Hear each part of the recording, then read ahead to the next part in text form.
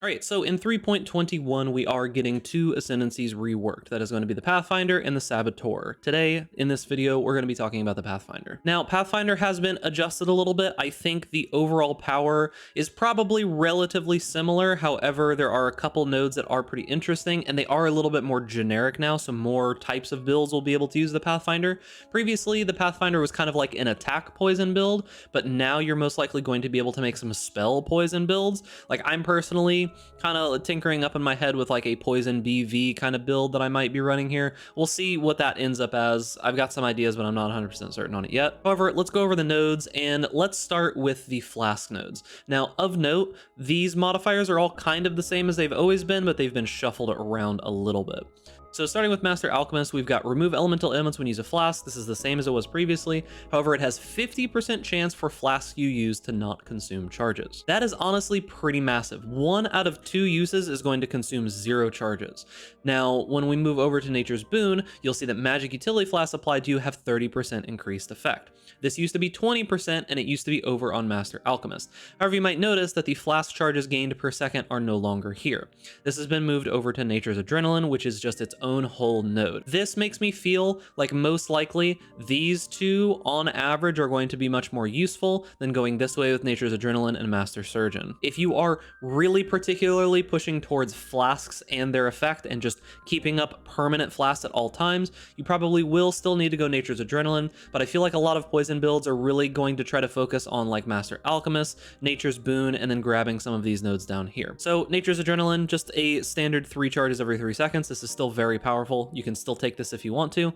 And then we've got Master Surgeon. This is the first very large change that has happened to the Pathfinder. Previously, as you might remember on Master Surgeon, I have the old version of POB here, we would get removes bleeding when you use a flask, corrupted blood, gain a flash charge when you deal a critical strike, as well as recover 6% of life when you use a flask. This was a very extremely powerful node, and that is probably the reason why they have removed it. So we have lost the gain of flash charge when you deal a critical strike, lost the bleeding, lost the corrupting blood. However, the life gained whenever you use a flask is still available as a Flask Mastery. There is also another Flask Mastery that says 25% chance to gain a flash charge when you deal a critical strike. So you can get a quarter of what you had previously. Although, depending on what the internal cooldown of that is, I'm assuming it's the same as it always is. This could be more, could be less, we'll have to see. Now, instead what this does is it makes it so that life flask effects are not removed when your unreserved life is filled, and a downside in that life flask effects do not queue. You also get 50% less life recovery from flasks.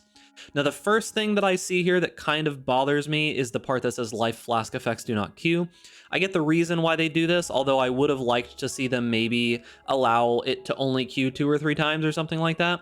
Because the problem that you're going to run into here is the most effective way to use this, in my opinion, is going to be on these fast use flasks, the most efficient ones that you can get, so you can get large amounts of life recovery per second. This will be affected by like flask duration, flask effect, all that kind of good stuff, so it's going to be fine, I think. But even just with this Gypsum Eternal Life Flask and the node that we've got here on the tree, this is going to be like around 1,000 life per second, guaranteed no matter what. Basically as like overleech, overheal, whatever you want to call it, so it'll always be right there to heal you whenever you take damage. And with all the typical life flask generation stuff that you can get from the Pathfinder, should be absolutely no problem keeping this flask up. Now, interestingly, you might see this replica Sorrow of the Divine here. So it shows that life recovery from flasks also applies to energy shield during effect, and it gives you Eldritch Battery during effect. So the idea here is that if you do use these together, there is some capability of doing some kind of weird like Skin of the Lords plus Devouring Diadem, where you get like Eldritch Battery plus Mind Over Matter plus Replica Sorrow of the Divine and all this kind of stuff to just get this very huge amount of recovery going on. It's kind of like a weird idea that popped into my head a little bit when someone in my Discord was talking about this flask. On top of it having the Consecrated Ground on use, it is a sulfur flask, so you're getting some damage and stuff out of it as well. So it could be an interesting mechanic if you could manage to get all of those different things working. It would give you a mana fixing source, it would give you a life heal, it would give you an energy shield heal, and overall be a pretty powerful mechanic, I think. So that's it for the flask nodes, and honestly the flask nodes are kind of cool. There's not really much there that I'm super crazy excited about. The 50% chance for flasks to not consume charges is pretty huge, honestly, for something like the heist flask finder type build where you're just running around with flask going permanently, not worrying about anything else. This is honestly pretty powerful for that because it's going to make it even easier to be able to maintain your flasks. But let's talk about some of the other nodes that we've got here. The first one I want to talk about is Master Distiller. Now, I am not 100% certain how powerful this is going to be. It looks relatively good if you are able to keep up the diamond and either the bismuth or the amethyst flask going at any given time. I would assume with playing a Flask Finder type build that it should be absolutely no problem keeping this up as long as you are not giga spamming the ability.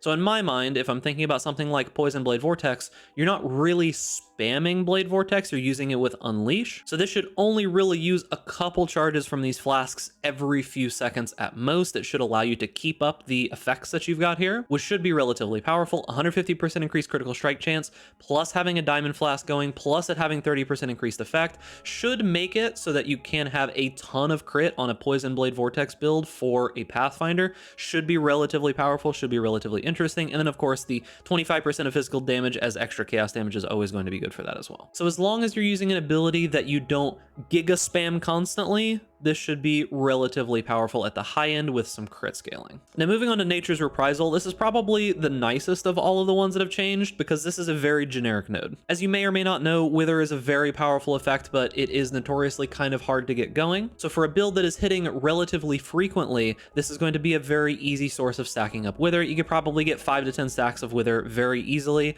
So 5 to 10 stacks of Wither, 6% increased damage taken with 50% increased effective Wither is going to be quite a bit of damage. So just a generically good node. If you're hitting a lot, this can be your full source of inflicting Wither. If you are not really hitting that often, it can still be an increased effective Wither, which is extremely powerful, especially if you're stacking it all the way up. It's really hard to stack it all the way up, but some builds are able to do that. And then our last node is just going to be Master Toxicist. Nothing is really changing about this node. It was already kind of iconic. This is the, kill a poison enemy and nearby enemies are poisoned.